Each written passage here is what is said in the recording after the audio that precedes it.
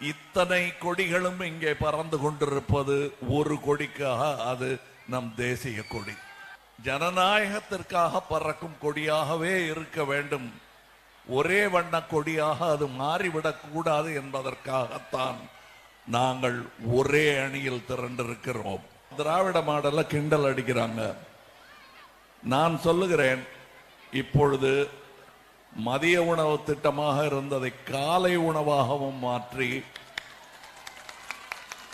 தம்பி நல்லா சாப்பிடு, நல்லா படி என்று சொல்வதற்கு ஒரு முதல்வர் இருக்கிறார். இந்தியாவின் முதல்வர்களில் அவர் முதல்வர் என்றால் அது மிக இல்லை. நீங்க குஜராத் மாடல் நல்லா நடந்திருந்ததுன்னா ஏன் அங்க இருந்து வடநாட்டில இருந்து பீகார்ல இருந்து யூபியில இருந்தெல்லாம் இங்க வேலைக்கு வர்றாங்க? வந்தாரை வாழ வைக்கும் தமிழகம், ஆனால் எங்களையும் வாழ வைக்கணும். நீங்க நாங்க ₹1 வரி செலுத்தினா 29 பைசா தான் திருப்பி கொடுத்தா சரி, அந்த ஒரு தம்பி பொழைச்சிட்டு போறான்னு எத்தனை நாள் தான் காத்துட்டு இருக்கிறது? சரி, இங்க ₹1000 திட்டம் ஒவ்வொருத்தருக்கும் இல்லத்தரசிகளுக்கும் கொடுக்கிறோம். அங்க ஒரே ஆளுக்கு 1000 கோடி கொடுக்கறாங்க. அது எப்படி மேஜிக்னே எனக்கு தெரியல. அதுவும் இதுக்கு முன்னாடி எல்லாம் வழக்கமா இங்க ரொம்ப தாராளமா தண்ணியா பணத்தை செலவு பண்றவங்கள என்ன டாடா பிர்லான்னு நினைப்பா அப்படின்வாங்க. அவங்களுக்கெல்லாம் டாடா காட்டும் அளவுக்கு பெரிய தாதாவாக, உலக பணக்காரர்கள் ஒருத்தராக ஒருவரை எப்படி 10 வருஷத்துக்குள் உங்களால் செய்ய முடிந்தது? அந்த மேஜிக்கை கொஞ்சம் இந்த தெருவில் காட்டுங்களேன். இந்த மாதிரி நிறைய தெருவுகள் இருக்கு தமிழ்நாட்டில். கோடீஸ்வரர்லாம் வேணாம், லட்சம் கோடி எல்லாம் வேணாம், ஒரு 1,00,000 பேருக்கு ₹1,00,000 கிடைக்கிற மாதிரி பண்ணுங்களேன். ஒன்றிய அரசு நம்ம தான் சொல்லிட்டு இருக்கோம். அப்படி சொன்னாலும் கோபம் வருது அவங்களுக்கு. ஆனால் கரெக்டா சொல்லணும்னா அவங்க யாரோடும் ஒன்றாத அரசு.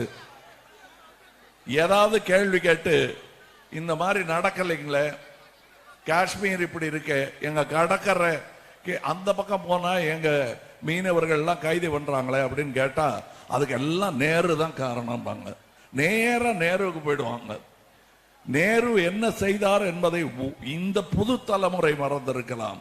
என் தலைமுறையினர், இவர் தலைமுறையினர்லாம் மறக்கல. தன்னுடைய மொத்த சொத்தையும் நாட்டுக்காக எழுதி கொடுத்து விட்டு 16 வருஷம் ஜெயில இருந்தாரு. இங்க ஏர்போர்ட், துறைமுகம் எல்லாம் எழுதி கொடுக்கப்படுகிறது. அதெல்லாம் உங்களுது. நேரு அவர்கள் தனதை எழுதி கொடுத்தார், இங்கே இவர்கள் நமதை எழுதி கொடுத்திருக்கிறார்கள். இதுதான் இந்த அரசுக்கும் அந்த அரசுக்கும் உள்ள வித்தியாசம். இங்கே இல்லத்தரசிகளுக்கெல்லாம் ₹1000 கொடுக்கிறார்கள், அங்கே ஒரே ஆளுக்கு 1000 கோடி அள்ளி கொடுக்கிறாங்க. இவங்களுக்கு வர்ற இந்த எலக்டோரல் பாண்ட், அந்த வார்த்தையை சொல்லலாமா கூடாதாங்கிறது தெரியல. ஏன்னா வெளிநாட்டிலாம் ரொம்ப பிரபலங்க. உலக மகா ஊழல் அப்படின்னு சொல்லிட்டு இருக்காங்க. அரசியல்ல ஊழல் இந்தியாவில் இல்லாம இருந்ததில்லை. ஆனா இந்த அளவுக்கு உலக தரத்தில் ஊழல் செய்தவர்கள் என்பதை நான் சொல்லலைங்க, உலக ரிப்போர்ட்டுகள் சொல்லி கொண்டிருக்கின்றன. ₹5000 உங்கள் நிலத்தை குத்தகைக்கு விட்டால் 5 வருஷம் ஒன்றும் பேச முடியாது. நீங்க அதை ஞாபகம் வச்சுங்க. நாளை நமதாக வேண்டும் என்றால் நல்லதை நாம் தான் செய்ய வேண்டும். உங்களுக்கு என்னங்க, போன வாட்டி விமர்சனம் பண்றீங்களே அப்படின்னா நான் விமர்சனம் பண்ணுவேன். சட்ட காலர் சரியா இல்லைங்கன்னு இவரை விமர்சனம் பண்ணுவேன். என்னங்க தலை சீவாமன்றீங்கன்னு விமர்சனம் பண்ணுவேன். சீவிட்டா சந்தோஷம். அதை செஞ்சிருக்காங்க. ₹1000 கொடுத்தா நல்லா இருக்கும்னு சொன்னா அதை செஞ்சு காட்டுறாங்க. அதனால் இங்க இருக்கிறேன். எனக்கு பாரபட்சம் கிடையாது. நான் சென்ட்ரிஸ்ட்.